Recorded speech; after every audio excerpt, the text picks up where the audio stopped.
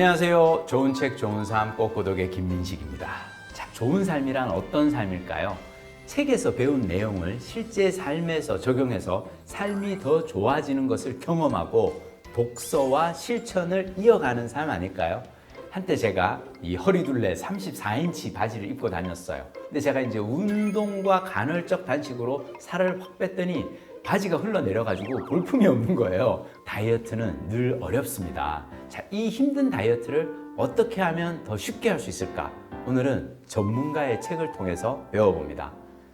4주 해독 다이어트 박용우 저 비타북스. 자, 가정의학과 전문의이자 자타공인 국내 최고의 비만 다이어트 전문가이시죠. 박용우 저자는 우리나라에서 이 비만이 질병으로 인식되기 전인 1991년 국내 최초로 비만 클리닉 진료를 시작한 분이라는데요. 이 저자가 유학 시절 2001년 3월에 체중 74kg, 허리둘레 36인치에 육박했답니다. 아니, 명색이 다이어트 전문가인데 내가 이렇게 살이 찌다니 자괴감이 들지요. 체중 감량이 얼마나 어려운지 환자의 입장에 공감하게 되고요. 우연히 당시 유학하던 미국 대학 게시판에서 운동 전후의 자율신경계 변화에 대한 임상 연구에 자원자들을 모집한다는 공고를 받습니다. 12주 동안 주 4일 이상 지정된 장소에서 유산소 운동을 하면 $400의 수고비도 지급된다니, 자, 이거야말로 꼭 먹고 알 먹는 일 아닌가 싶어 바로 지원하셨다고요. 자, 제가 이 대목에서 깨달은 게요. 전문가도 막상 살을 빼려면 다른 전문가의 도움을 받아야 하는구나. 뭔가 새로운 동기부여가 있어야 되는구나. 운동을 시작하자 초반에 체중이 2kg이나 빠졌어요. 자, 이왕 시작한 다이어트 하는 김에 제대로 해보자라는 생각이 들었다고요. 운동과 함께 식단 관리를 시작합니다. 첫째, 한 번에 먹는 식사량을 줄였대요. 자, 밥은 무조건 반을 덜어내고 먹었습니다. 그러다 보니 음식 먹은 지 한 3시간 이내에 배가 고파요. 자, 식사 후 3시간 이내에 찾아오는 배고픔은 심리적 허기일 가능성이 높습니다. 그럴 때는 물을 한 잔 마시거나 잠시 병원 밖으로 나가 맑은 공기를 마시며 공원을 걷곤 했습니다. 그래도 배고픔이 가라앉지 않으면 이건 진짜 허기이므로 끼니 시간을 무시하고 그냥 연구실 밖으로 나가서 샐러드를 사 먹었대요. 배가 고플 때마다 먹으니 처음에는 하루 5-6번 먹기도 했다고요. 자, 둘째, 절대 금주를 실천했습니다. 술을 마시면서 다이어트를 한다는 건 어불성설입니다. 살을 빼기 위해서는 무조건 금주해야 합니다. 셋째, 단백질을 충분히 섭취했습니다. 단백질은 다이어트 기간 중 매우 신경 써서 섭취해야 하는 영양소입니다. 적은 양을 먹어도 포만감이 오래 지속되기 때문에 과식을 막아주고 근육 생성을 도와 다이어트 중 발생하기 쉬운 근육 손실을 막아줍니다. 자, 문제는 단백질은 매 끼니 신경 써서 섭취하지 않으면 필요량을 충족하기 어렵다는 거죠. 그렇다고 매번 섭취량을 계산하면서 먹기는 너무 번거롭고요. 저자는 단백질 함량을 계산하기보다는 의식적으로 콩, 두부, 생선, 달걀, 닭고기 등을 끼니마다 많이 먹으려고 노력했답니다. 넷째, 나쁜 탄수화물은 피하고 좋은 탄수화물을 주로 섭취했습니다. 다이어트를 한다고 하면 무조건 탄수화물 섭취를 피하는데 그럴 필요는 없어요. 설탕이 들어간 음식이나 흰 밀가루 같은 정제 탄수화물은 최대한 피해야 하지만 정제되지 않은 탄수화물은 적정 섭취량만 지킨다면 건강과 다이어트에 모두 도움이 됩니다. 자, 다섯째, 규칙적인 운동을 했습니다.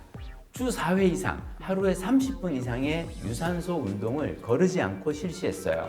12주 건강 다이어트를 실시한 후 체중은 62kg, 허리는 30인치로 줄었습니다. 석 달 조금 안 되는 기간 동안 12kg이 빠졌으니 놀라운 결과죠. 하지만 비만 치료 전문의로서 저자는 알아요. 이제부터 중요한 것은 감량된 체중을 유지하는 것이라는 걸. 연구 용역 아르바이트라는 강제성이 사라지자 헬스클럽 나가는 일이 귀찮아지고요. 결국 운동을 그만둡니다. 운동을 끊은 지 한 달 후 각종 검사를 받아볼 기회가 있었는데요. 체중은 그대로 유지되고 있었지만 심폐지구력과 체내 대사율은 한 달 전보다 70% 이상 떨어져 있었어요. 감량된 체중은 운동 없이도 유지할 수 있지만 운동으로 얻은 건강상의 이득은 운동을 하지 않으면 그대로 사라진다는 사실을 깨달았다고요. 많은 사람이 운동은 힘들고 귀찮다고 생각합니다. 그래서 아무것도 하지 않고 그저 굶기만 해서 살을 빼려는 사람들이 많은데요. 이 방법으로는 다이어트를 지속하기가 어렵습니다. 설령 원하는 체중에 도달한다고 해도 요요 현상을 피할 수가 없어요. 체중을 줄이기 위해서는 운동이 필수입니다. 운동은 단순히 소비 칼로리를 높이기 위해 하는 게 아니에요. 그와 함께 신진대사를 높이고 근육량을 늘려서 근본적으로 살이 찌지 않는 몸으로 변화시켜 줍니다. 예전에는 체중 감량을 위해 유산소 운동을 강조했지만 최근에는 근육 운동도 중요하게 생각합니다. 특히 무리한 다이어트를 반복해서 근육량이 부족해진 사람은 근육 운동을 함께 해야 체중 감량에 성공할 수 있다고요. 흔히 이 근육 운동은 근육량을 늘리는 운동으로만 알고 있지만 어떻게 하느냐에 따라 체지방 감량 효과를 강화시킬 수 있습니다. 덤벨이나 머신의 무게를 높이기보다는 반복 횟수와 세트 수를 늘리고 사이사이 약간 숨이 차도록 짧은 유산소 운동을 병행하면 체지방 감량 효과가 더 커집니다. 많은 사람들이 가장 손쉬운 다이어트로 꼽는 일명 굶기는 인체 시스템을 전혀 고려하지 않은 방법입니다. 굶으면 굶을수록 우리 몸은 지방을 꽉 붙잡고 내어놓지 않기 때문이에요. 우리는 다이어트를 한다고 굶지만 우리 몸은 음식이 들어오지 않는 상황을 기아 상태라고 해석하고 살기 위해 비상연료인 지방을 꽉 붙잡아 둡니다. 심지어 최소한 먹는 음식도 어떻게든 체지방으로 변환시켜 조금이라도 몸에 붙여두려고 합니다. 이래서는 아무리 적게 먹어도 체지방을 몸 밖으로 빼낼 수 없어요. 오히려 근육을 분해해서 부족한 에너지를 얻기 때문에 근육량만 줄어들고 빼고 싶은 체지방은 그대로 몸에 축적됩니다. 그냥 굶지 말고 적절한 식단을 선택하고 운동을 함께 병행해야 다이어트에 성공할 수 있습니다. 심각한 비만이라 이 치료가 필요하다면 의사나 전문가의 도움을 받으라고 권하는데요. 만약 의사의 도움 없이 혼자 다이어트를 한다면 이 책에서 시키는 대로 딱 4주만 해독 다이어트를 하셔도 좋을 것 같습니다. 저자가 지난 13년간 다이어트를 해보며 얻은 결론입니다. 다이어트는 짧고 강하게 해야 성공 확률이 높습니다. 12주보다는 8주, 8주보다는 4주가 보다 현실적입니다. 전 세계적으로 비만 인구는 해마다 꾸준히 증가하고 있어요. 유행병처럼 번지고 있는 비만, 개인의 책임일까요? 비만 인구의 증가는 가공식품의 소비량 증가와 밀접한 관련이 있습니다.